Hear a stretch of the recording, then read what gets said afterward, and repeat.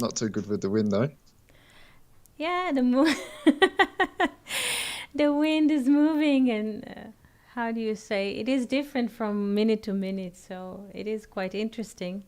So it's very colorful day with a lot of modes and different moods. So it is interesting. Yes, That's nice at least. yes, yes. And how it is today in England? It seems all right now. I've got my windows closed to be honest, so I can't really see outside, but it looks quite nice. Good, good to hear. And good afternoon to Victoria on YouTube, and to the friends who are listening or will listen to us. I'm very happy that you're here. I see that Kevin is here and Felipe is here, and soon they will join us either on YouTube or here. So, Ruth, good morning. Good morning. Good morning, Felipe. We're very happy to see you here. And good afternoon, Victoria. We're very happy to see you here on YouTube. And yes, Felipe? Hello, Eti, Philip, Victoria, shalom to all. Nice to be here. Nice to hear Shalom. you. Fernando. Good morning, Fernando. Nice to see you here. Shalom, Eti and friends. Good to be here. Good to hear your To listen voices. to you all. Shalom, shalom. How is the weather today? Felipe, Fernando, how is the weather today in Brazil? Little cloudy but sunny, sun with clouds today. So And color. it's not hot, and I appreciate it. The winter is coming and I like it. Good, good to hear. And we have a friend here also on YouTube, Philip. We are very happy to see you. Shalom, shalom all, he says. And before we move to the whiteboard, do you have any questions or impressions that you would like to share? Venus is here. Good morning, Venus. Shalom, shalom. Fernando, Felipe, Philip, any questions before we move? Maybe Yes. just that once I've caught up with the videos from the past at the moment, I'm intending on watching the beginner videos on that you have set up. Yes. So, do you have a question regarding those beginners blue videos or? I don't, but I'm sure I will. Okay, okay. Good. So, let's look into the whiteboard, and the conversation today will evolve around Cain and Noah. So, let's open it and see what is happening. We have two verses. Who's volunteering to read? We have Genesis 9, this is a verse about Noah, and Genesis 4, a verse about Cain. What would you like to start with? Cain, Noah. We have also two paintings, so... Eti, just to mention that I'm on the move, so I do not have access to the whiteboard. So today I will be mostly listening. Thank you so much. Thank you so much. And Felipe, do you have an access to the whiteboard? Do you have an access to the verses, Felipe? The board is opening. It takes a few moments to open yet. Okay. And Philip, do you have an access? I do have the whiteboard. So can you read one verse from chapter 9 and then one verse from chapter 4? One is about Noah, one is about Cain, and let's see the difference, or how Philon of Alexandria sees the difference between those verses.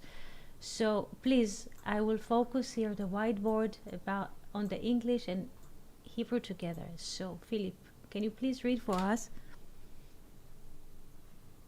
And Noah, the husbandman, began and planted a vineyard. Thank you so much. And here is the Hebrew verse. Felipe, do you see the Hebrew verse? Yes, it. can you please read the Hebrew verse? I'll try it.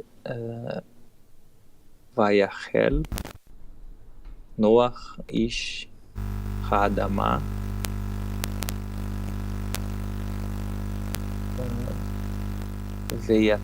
ויטע כרם. Excellent. Thank you so much. Thank you so much. Here, Noah in Hebrew is characterized by being Ish Ha'adamah. Ish Ha'adamah, Noah. Could you hear it? I can hear you, Felipe. Thank you so Hello. much. Hello, Yes. Felipe. Can you hear? Yes, I'm hearing. Yes. Yes, we heard your reading. It's beautiful. It is beautiful. Thank you so much. Okay. Thank you.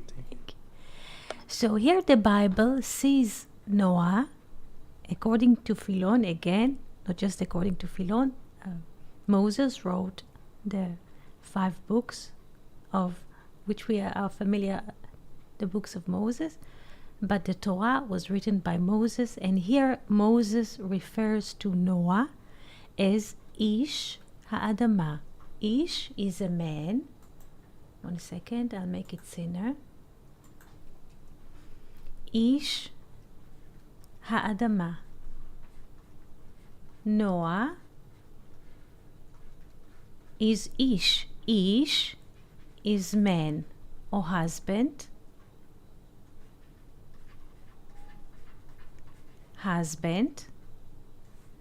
And Ha'adamah, the land, is, in a way, is his wife. Do we understand this kind of reading? Noah? Venus, do you have a good sound at the moment? I hope you do.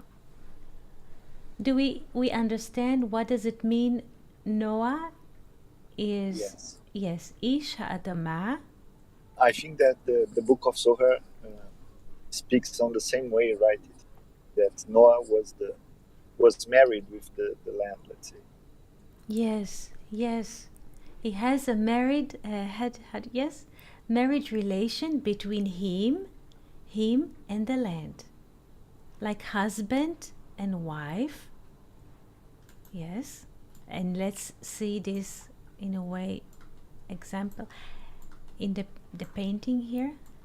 This is 1 second. This is Farmer Noah Mosaic in the Basilica di San Marco, 13th century. Who would like to describe what do we see here? This is a mosaic.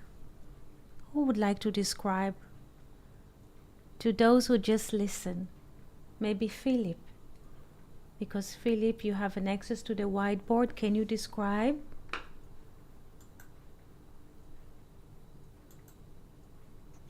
Yes, no worries. Yes. So we have just 1 second.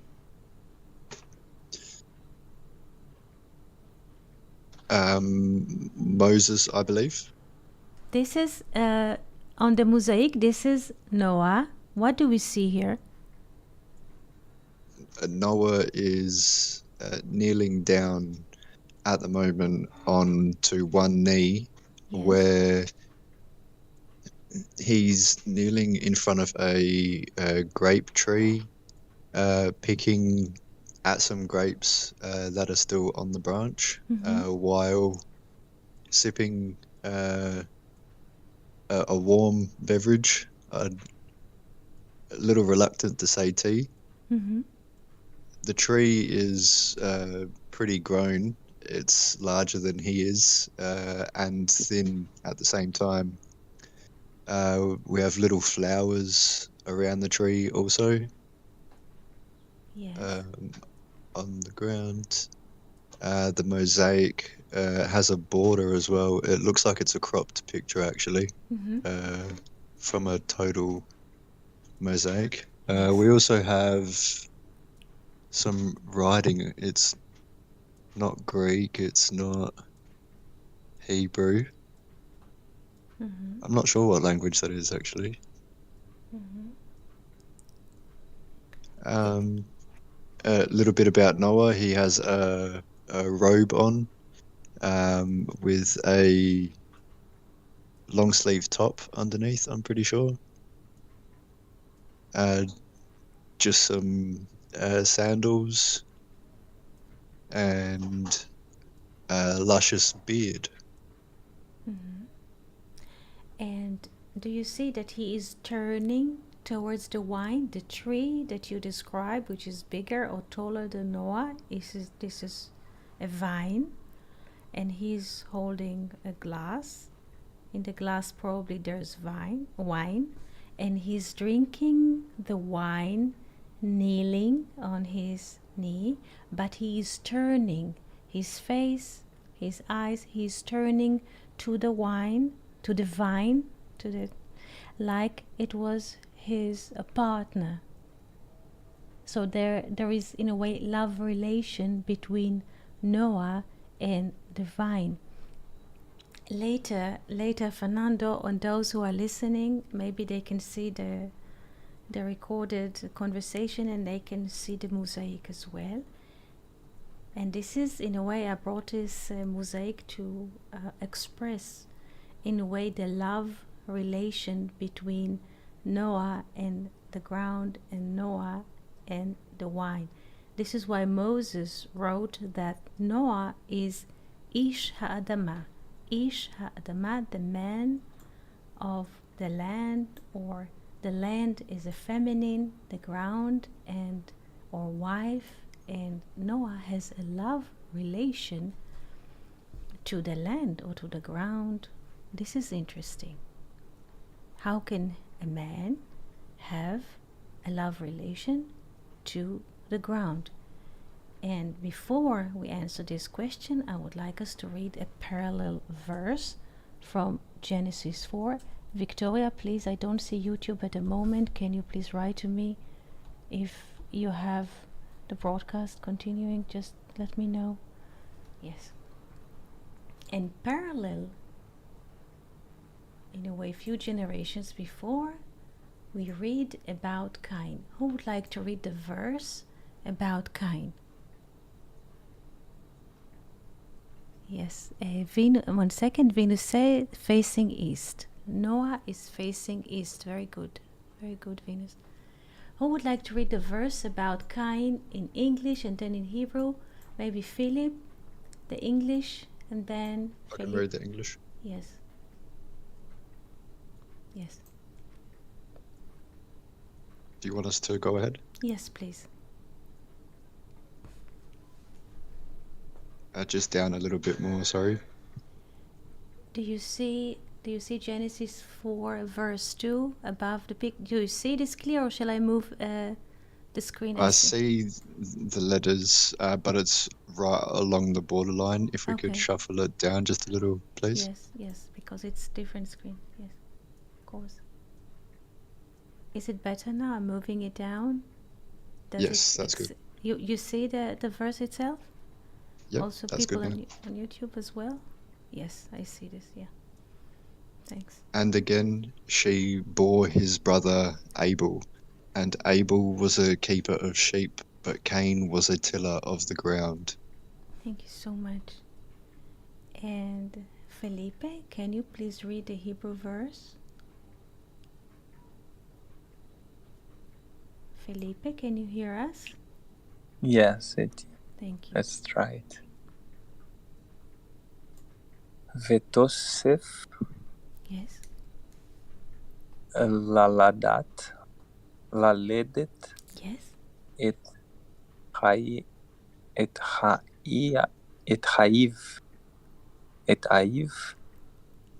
את הבל, ויהי הבל, רועה צאן, וקין היה עובד האדמה. Thank you so much. Thank you so much. Here the Bible says, and Cain was a tiller of the ground. In Hebrew, Oved Adama. I will write the term in Hebrew and explain the difference before we look into the picture. עובד אדמה, עובד אדמה. Adama is ground or soil or land. Adama. Oved is just working. He was a worker. Working force. Working force of the ground. Land or... Let's look at this picture. What is the difference? What do we see here? Who would like to describe for us what do we see here?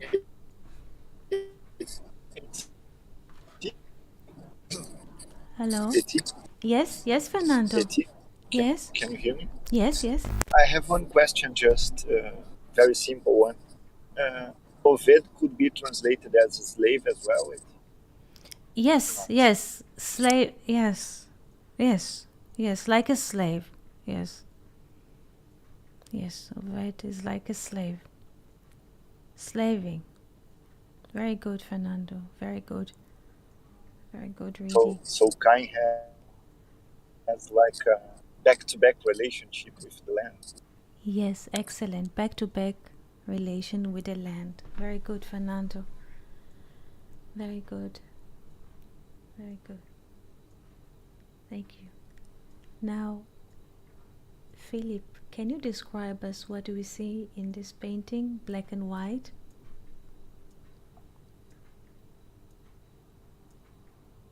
We have a hut that's been built up against a set of trees that's used with hay along the roof. It could even be along the walls as well. Mm-hmm. Set in a mountainside with a lot of animals around. Very agriculture sort of setup. We have people spread throughout it. There's some inside the hut, and there's a child next to a fire that's also burning next to the hut. Someone is milking a goat also. We have tools being used as well for farming, obviously, or tilling, using a bull, which I would say that would be Cain. We have sheep, goose, ram, a lot of bulls actually, and I don't see any cows. A camel in the background. Mm-hmm. Yeah, very distant image. I think that's a horse in the center as well. Mm-hmm. And in the front, what do we see in the front? Cain is tilling the ground. Yes, but how does he look like? Can you describe his physical appearance, the angle of his body, his relation to the bull? Can you describe? Yeah. Mm-hmm. He looks like he's using the bull, kind of like he's putting the bull in their place, not really ordering, but making sure that the bull is in line, doing what he needs to do. He's not wearing much clothes, so he's obviously able to move well. Using the tiller that's obviously tied to the bull to pull along. Yes. Yeah. Does he look happy, content? Concentrated. concentrated. Does he look to you smiling, happy? What does he see from the bull? Does he see the head of the bull, the back? Who is working? Who is walking first? Who is walking second?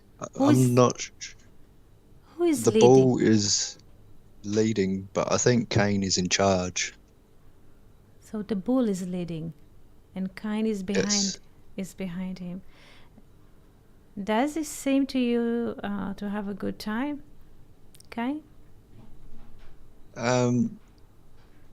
He seems fairly neutral, kind of like the position where he knows what he needs to do and he's just getting it done. Mm-hmm.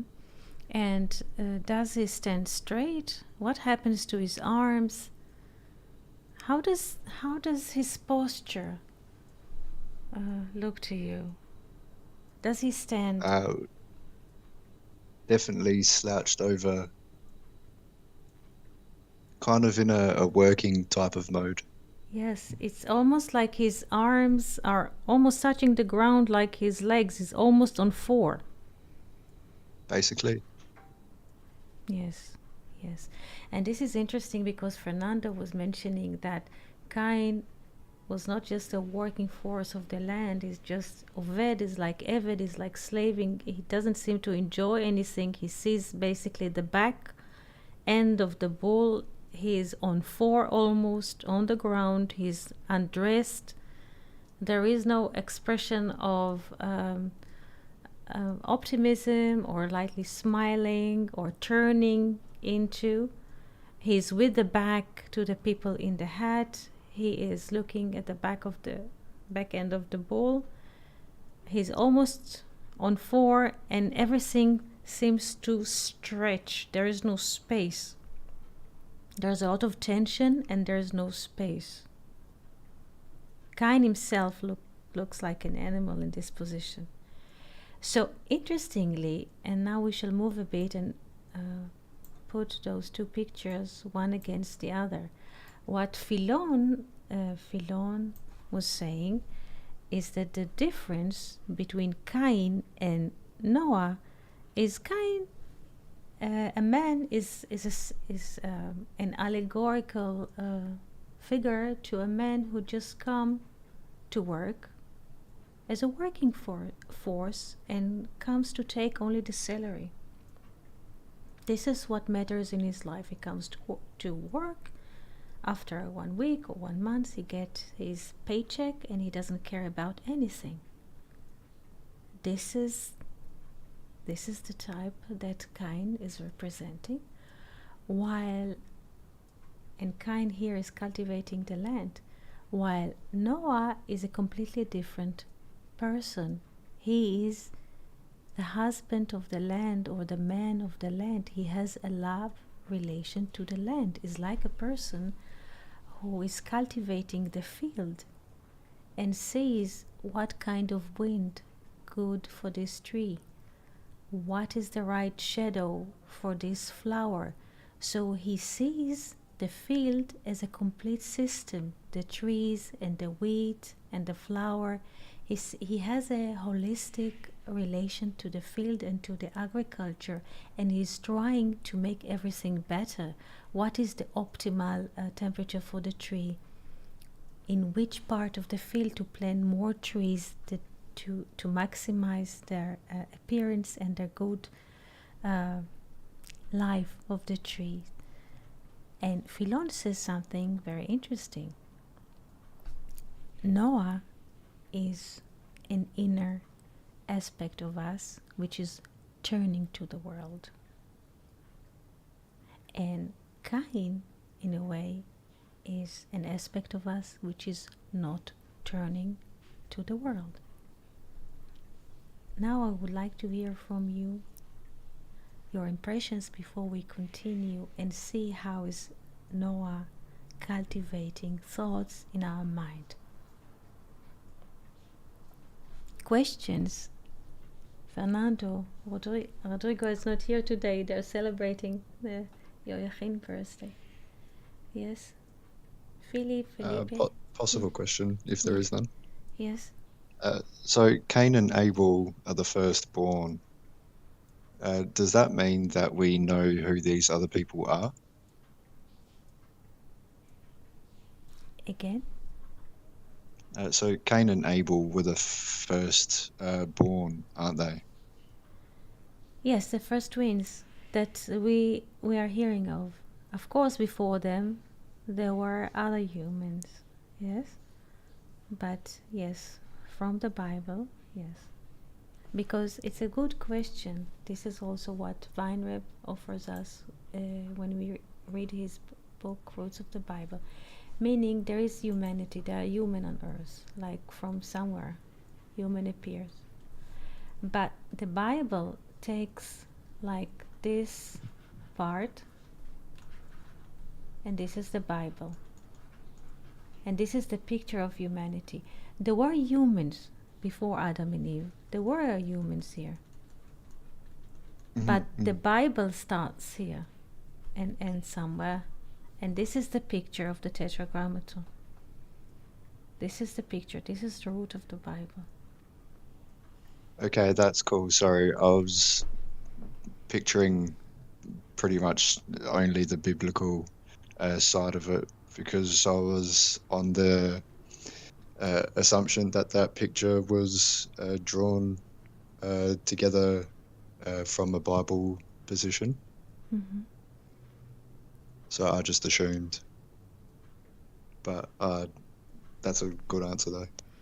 Yes, Adam, basically, Adam is the first human who had relation to the higher. And this is why the Bible starts at Adam and Eve. Before them, there were humans as well, yes, but recognition was developed enough. And this is where the Bible starts. Definitely. Thank you. Questions? Fernando?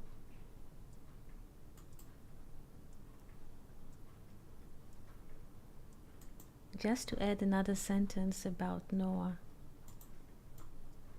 Noah is the aspect of us who has a love relation to the world.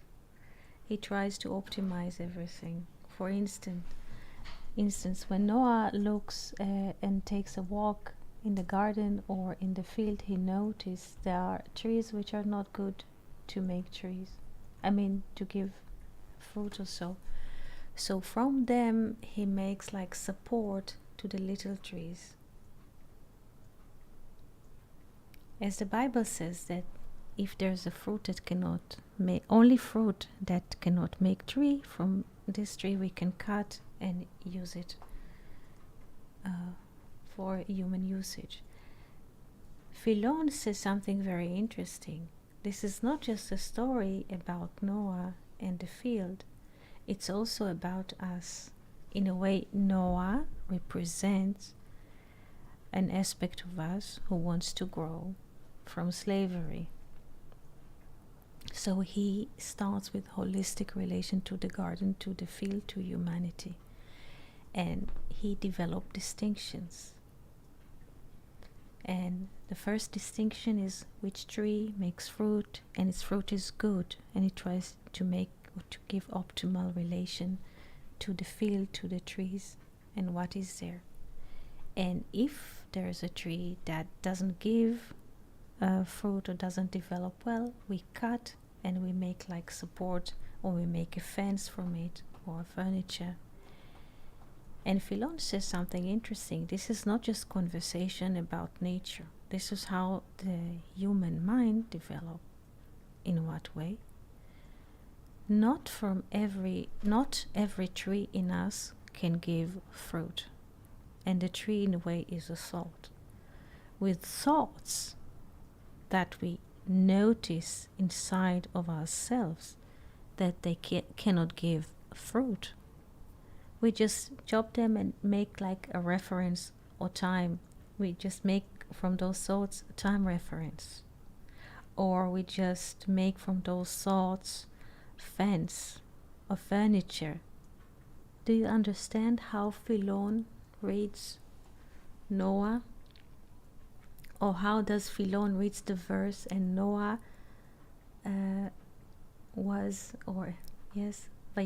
Vayachel Noach ish Adama, the man of the land, or the husband of the land.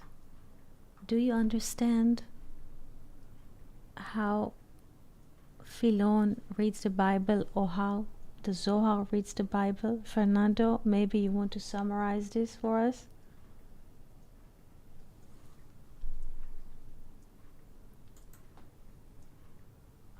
Maybe Fernando cannot speak. Would you like to ask questions? Did you understand the two kinds of types inside of us? There is Cain, in a way, the slave, hard labor. In the 20th century or before, 18th century, we had industrial revolution. People were standing next to machines for many hours just to make the same product. This is people, in a way, that just, like Fernando was saying, with the back to the world. They don't recognize anything. They stand in front of the machine. They come and pick their salaries. They can work 8 hours, 10 hours, 12 hours. And there's another aspect of us, more developed, Noah. In Hebrew, Noach is also comfortable. Noach is also comfortable.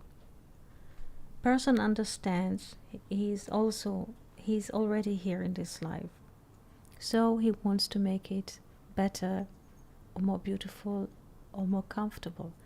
But in order to optimize things, he has to live with them, to integrate, to look what the best condition is for a bird or a flower or a tree or of himself and his thoughts. First, we look at the arena externally. We look at the field externally, at the tree, at the flowers. But this is when we look outside. The same picture we have inside of ourselves. There's a tree inside of ourselves. There is a flower inside of ourselves. There is a bird inside of ourselves. And Philon is trying to offer us a way to see Noah inside of us. In a way, Noah is the first man that tries to grow from back-to-back relation with the world. He's the first man that starts to grow spiritually. This is why the Bible says here, Vayachel, Hitchil, he just began. He just began. It's just a person who would like to grow spiritually, so he began. He's just a beginner. But look how progressive it is according to the Zohar or according to Philon. Do we understand this kind of thinking, or it's too much far off and I lost you on the way? I would like to hear from you. That's good. Thank you, Fernando. I hope that Fernando can speak. Venus, do you understand? Venus, Victoria, do you understand? Ruth, do you understand that according to Philon and to the Zohar, Noah is the first man who tries to grow spiritually? Because we have 10 generations from Adam to Noah. There are 10 generations from Adam to Noah. Adam, after the first sin, I will write it down that it will be easy. Adam had it means human in Hebrew. Adam was the first generation, and then the 10 generations from him was Noah. After the first sin, humanity just degraded until came Noah. he was the 10th generations from Adam. And Noah, in a way, starts the correction.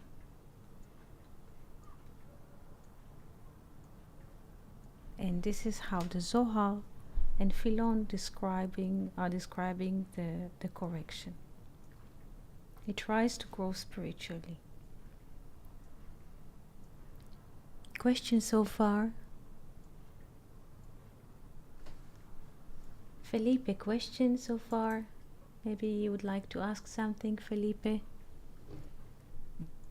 Eti, dear friends, I'm terribly sorry because I will have to attend another appointment now. But I would like really to stay, and I'm enjoying this subject. It's so deep, Eti. And I was just thinking about this, how Noah is the man of the land, is the husband of the land. And he was, it must be hard to, it must have been hard to him to be separated from the land when the water bring the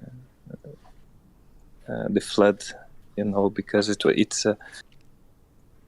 it's an opposite, land and water, and he was separated by this his wife, in a way.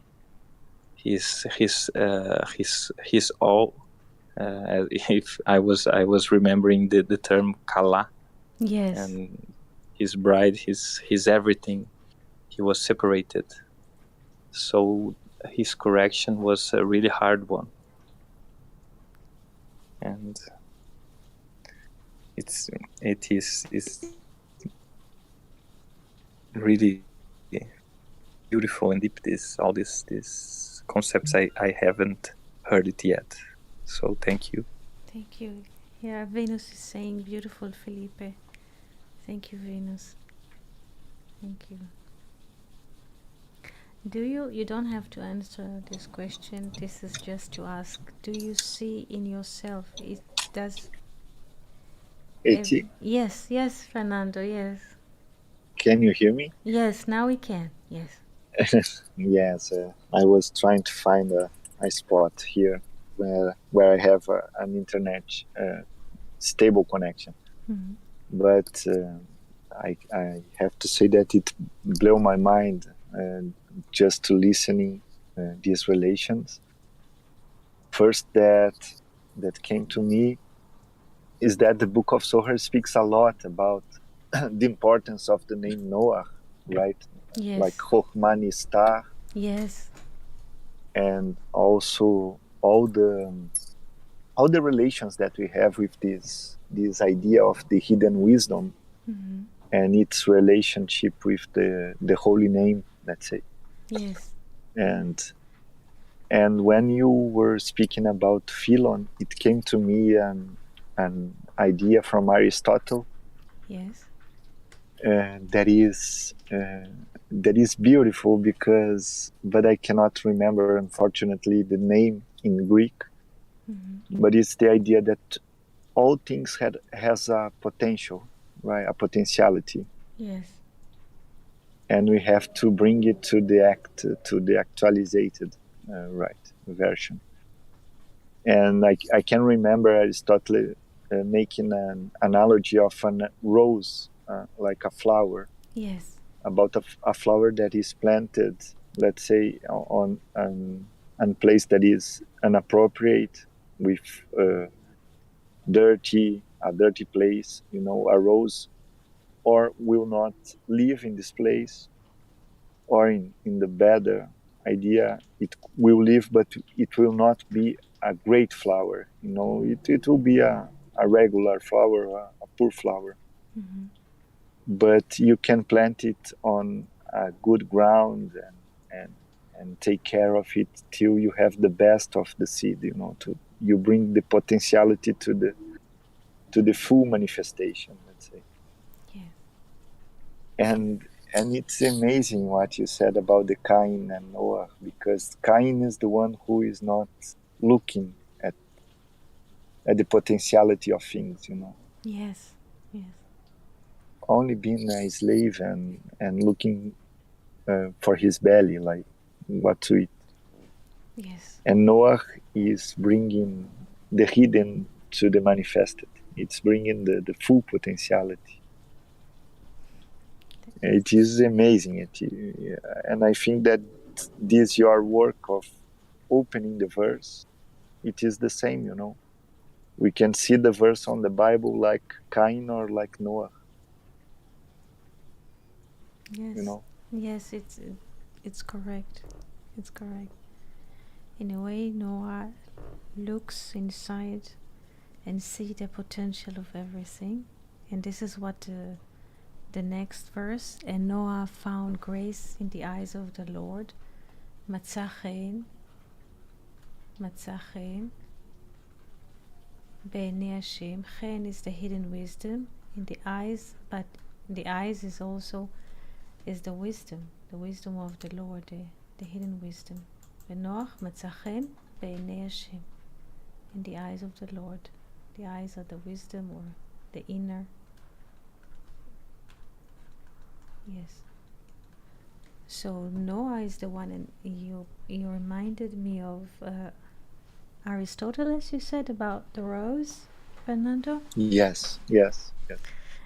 In the book The Little Prince by Antoine Saint-Exupéry, and this is the most translated book after the Bible. The Little Prince. This is something which is really amazing. There's also a beautiful relation between the little prince and the rose. He tries to protect the rose from wind. Even it's beautiful because it comes out again and again, also through this little story. Yes, and this is interesting, when a person recognizes in himself, in herself, a Noah. Meaning, what does it mean, Noach? Noach is written in two letters, Nun and Chet. Nun, which has the value of 50. 50 is standing for Binah. Binah is understanding.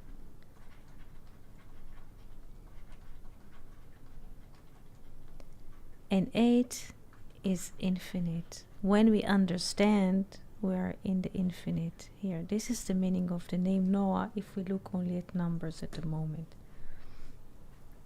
And when a person recognizes in himself a Noah, a person who would like to understand and to live in the infinite every moment, then he will live every moment in the infinite. He will optimize everything. He will look to the root of everything, and we'll see what is the better condition, even to for him to prepare a meal to make it better.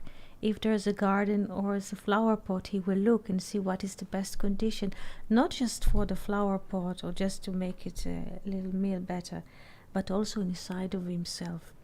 He will look into his mind.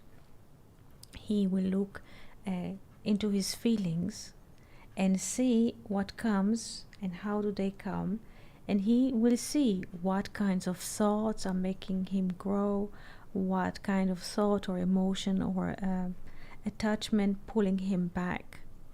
And those things we have to cut or minimize or to just reference or so, not to use them because they keep us away from growing.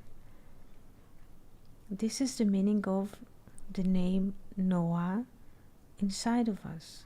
And in a way, Noah, it means in Hebrew, Noach, it means also comfortable.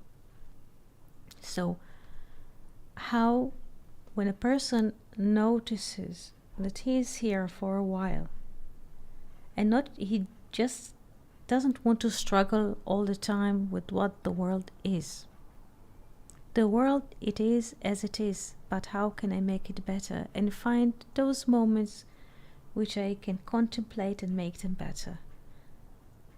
This is Noah in us, and Noah has a love relation to the land.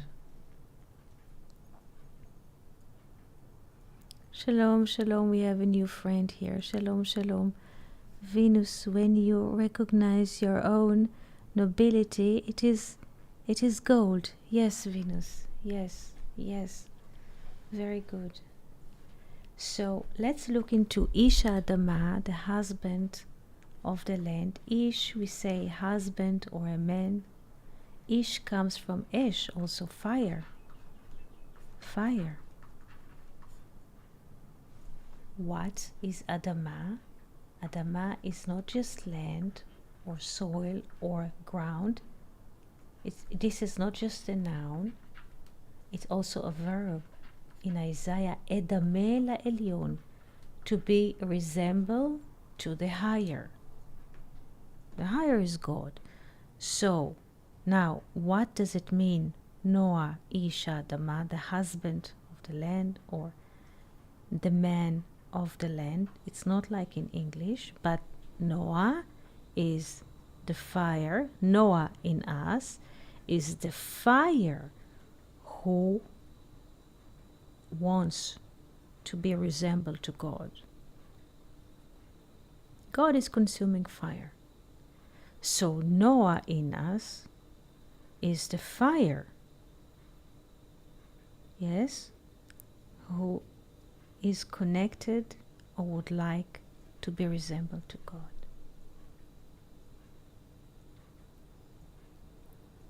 Métier. Yes. It is amazing what Venus said. It is precise as well, and what you just said also makes me remember about the book of Zohar, where the sages discuss about the Lord being a consuming fire, and the way to approach to the Lord is through Shekinah. Yes.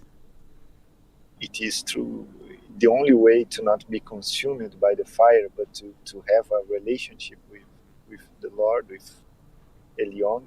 Yes. It's through the little things. It's through Shekinah. It's through the presence. It is through to be here now and see the beauty, you know, like Noah taking the wine.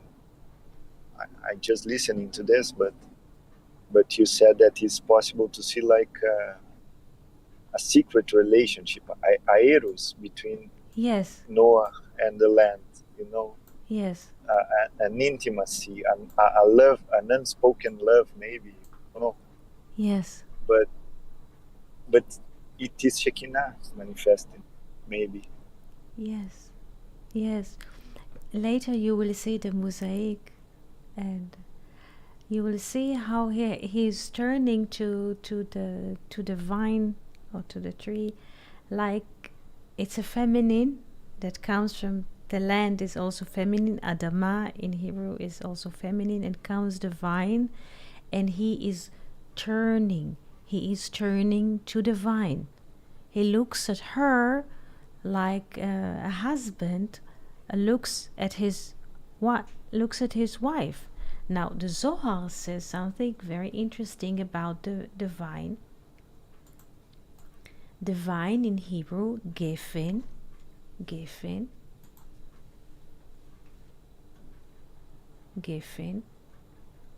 and when we divide the word gefen, 1 second, gefen is this pronunciation in Hebrew, gefen. Divided into two parts, we have gimel, which means three, and pan meaning panim. It has three faces. The gefen has three faces or three modules. So the gefen, the vine, is not just external tree or a bush, depends on the botanical definition. Outside in the garden or in the vineyard, the gefen, the vine, is an aspect of the human mind. The human mind has 3 faces. What? Grace, chesed, grace, judgment, din, the left side, the right side, and mercy, rachamim. Jill was reading for us today from the book. Rachamim is mercy, is the merge between infinite grace and judgment. This is the middle line, is mercy. So when Noah is turning to the vine, to the Geffen, Noah already is very, very developed. He noticed in himself there are 3 modules. He can act on grace, he can act on judgment. This is the short version of us when we are angry or nervous or so. And there's a mercy. Mercy is the middle line between judgment and infinite grace. Also, the expression of Noah turning to the vine, which has 3 faces. Noah has 3 sons, Shem. This is 3 modules. The sons of Noah are, in a way, expressing 3 modules that we have in every human mind. Shem, Ham, and Yefet, Jefet. And the abbreviation,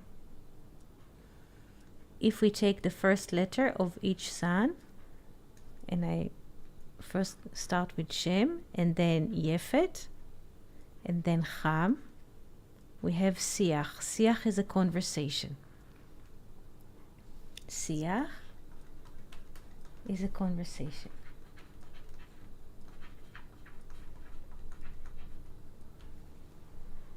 This is interesting. We can converse. Each human can converse because inside of himself there are already 3 modules.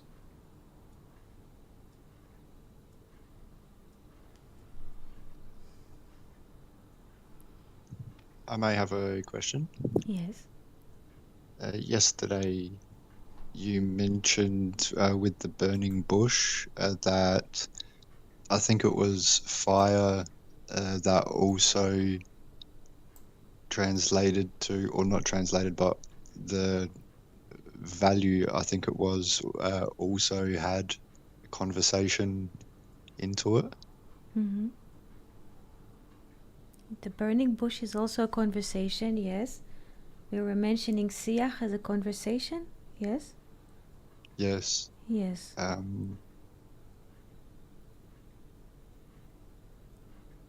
Yes, and? There was a connection into this one because the word changed. It was related to conversation in yesterday's class. Is this the same word in Hebrew in front of us now? Yes, we were saying that, yes, we were saying that in the Bible, the Hebrew Bible, there's a name to the bush. It is Sneh, but in English translation is the burning bush. And we were saying that bush in Hebrew is Siach. Siach is a bush like botanical, but also it means a conversation. So from here we came to explain that the burning bush is not a botanical bush that came into fire because it was very, very hot, but the burning bush is an ongoing conversation inside of the human mind. Okay, cool. Yes, in a way, Gershom Sholem, I remember once Fernando quoted from Gershom Sholem on Slack that no human can exhaust this divine speech. It is always there. It is always there.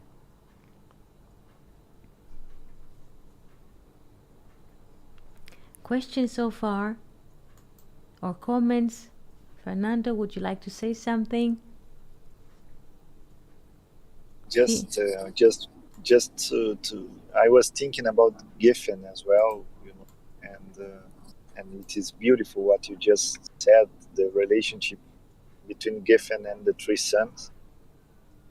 And I think that the name for the vineyard, when we have a lot of vines, it's Kerem. Yes, right? It's Kerem. And Kerem is 260, if I remember well. It's 10 times the Hashem, or the full tree of life. So the way to the Kerem is through one Giffen, one vine. To taking care of one, it is not possible to take care of all, at once.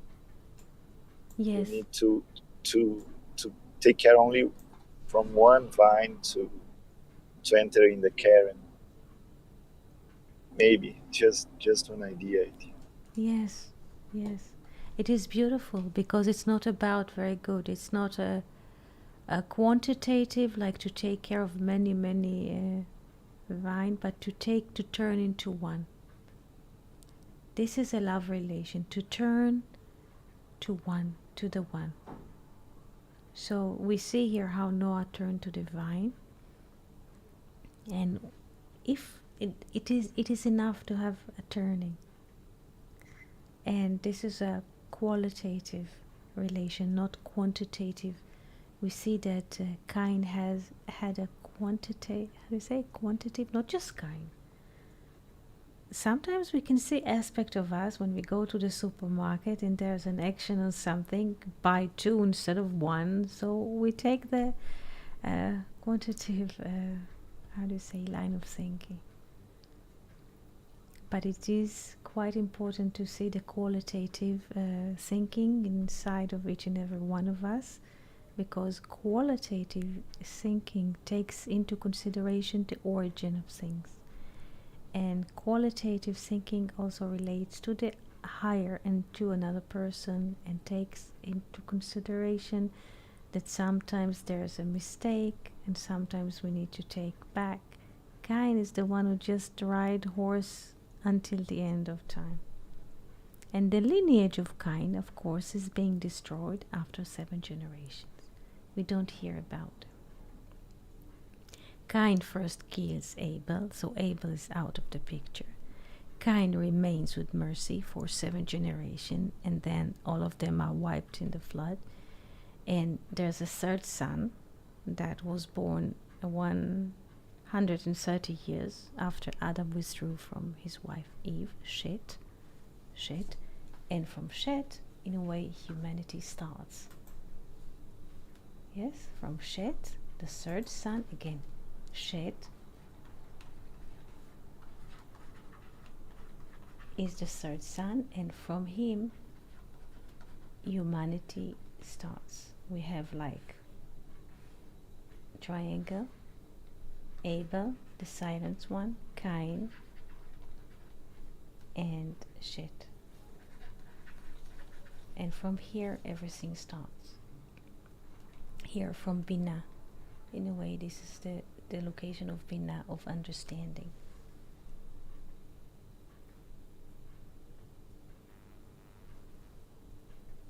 Questions so far? I would like to hear your thoughts, your impressions, how it is to process the topic from this angle, how it is to hear it from Philo. It is amazing. It is amazing, and many things are running around my head right now, and I just want to thank you. I would like to thank all of you, and today I would like to share with you a little secret. Yes, Victoria. Victoria is listening to Gershom Sholem at the moment. I love it too much. Thank you so much. Yes, and Victoria, I think you read Russian as well. I think, Victoria. And just a little secret. I was looking for a painting or an art that brings Noah relation to the vine. And I noticed, I was looking at Google Museum and Wikipedia in many languages. And I noticed when I open the Wikipedia page, I scan the languages. If there are many, I enter many languages. Believe it or not, but this is what I do. And there was a star next to the Russian page on Wikipedia, and I looked into it, because when there's a star next to other languages, it's the most developed page under the topic that we're reading. So I entered the Russian page, and I found this beautiful mosaic under the Russian page. And I brought it because here we and of course, Fernando, you will see it later, and those who are only listening, maybe also Kevin, I'm not sure, you will see the love relation between Noah and the vine. And what is the little secret in all of this? Not to be afraid to open pages, internet pages or Wikipedia pages under, so to speak, unfamiliar languages. Because there's an infinite abundance, what I found in the Russian page today. So please be open, and if you read, let's say, French, try the Latin, and if you read English, try Arabic or Spanish. Just don't have a stopper that will stop you from experience the goodness. So this was a little tip that happened to me today, and I would like to give it to you. So thank you so much for being with us today, and if you wish, we can meet here on Saturday. Just type on Discord if you like to have a lesson, a meeting, it will be fine. Thank you so much. Thank you, Eddie. Thank you so much, Fernando, Victoria, listeners on YouTube, Venus and friends, Ruth. Thank you so much. So, Shabbat Shalom. Yes, Victoria is, I think Victoria is writing to us something. Victoria? Yes. Thank you so much. Toda and Shabbat Shalom. See you then. Shabbat Shalom.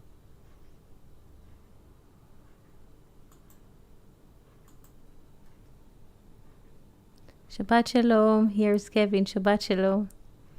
Shabbat Shalom.